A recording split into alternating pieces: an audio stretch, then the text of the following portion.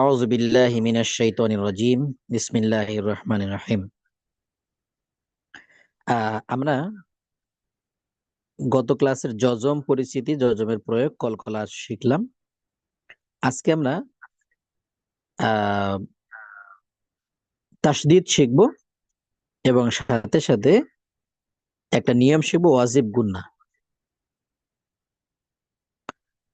তাসদীদ হলো এই যে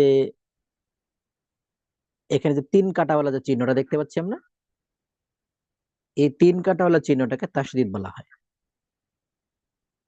এই চিহ্নটাকে তাসদীদ বলা হয়।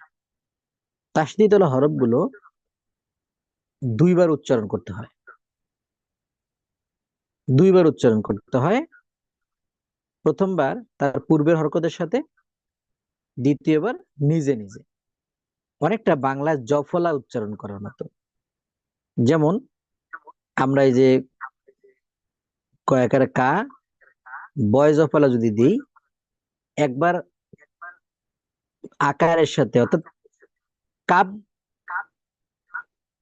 আর একবার ব আলাদা, ব, কাব্য, কাব্য, এরকম। আমরা যদি এটাকে বাংলায় আরবিতে লিখতে চাই, তাহলে এটা এরকম হবে, কাব জবর কা, এর তাসদীদ দিলাম, জবর যদি দিই, কাব্বা, এরকমটা। তাহলে দুইবার উচ্চারণ হলো।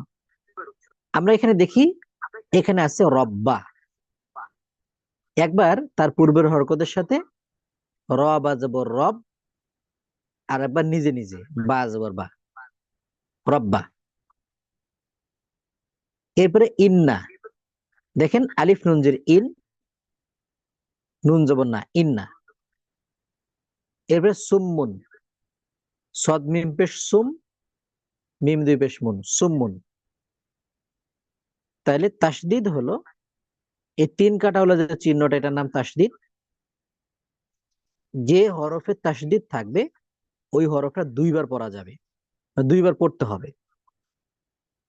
একবার তার পূর্বের হরকতের সাথে, আর একবার নিজে নিজে। যেমন রব্বা, রব আজবর রব, বা আজবর বা, রব্বা। ইন্না, আলিফ নুন জের ইন, নুন জবর না, ইন্না।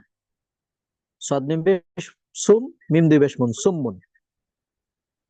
এতটুক পর্যন্ত কি আমরা বুঝতে পারছি? জি।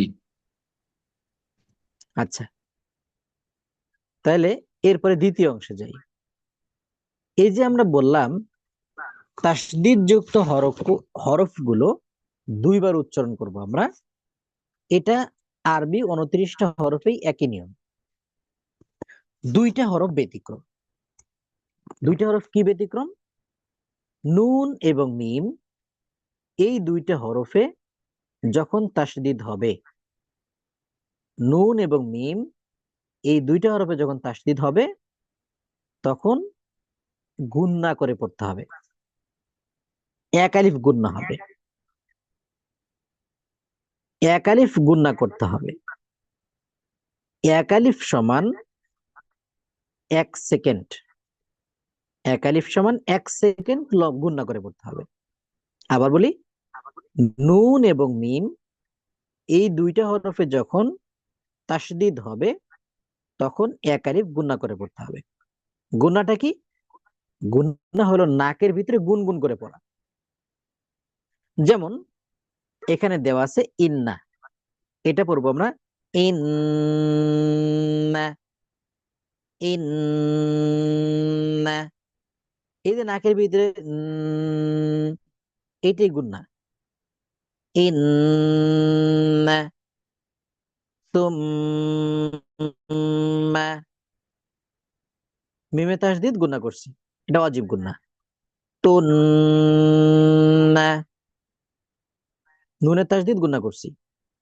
আম্মা, মিমে তাসদীদ গুন্না করছি।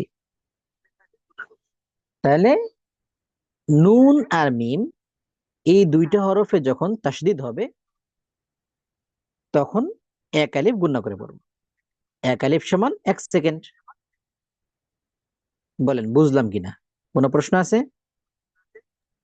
বুঝেছি হুজুর। আচ্ছা, ঠিক আছে। তাহলে তাসদিদের নিয়ম এবং ওয়াজিব গুনার নিয়ম এই পর্যন্তই।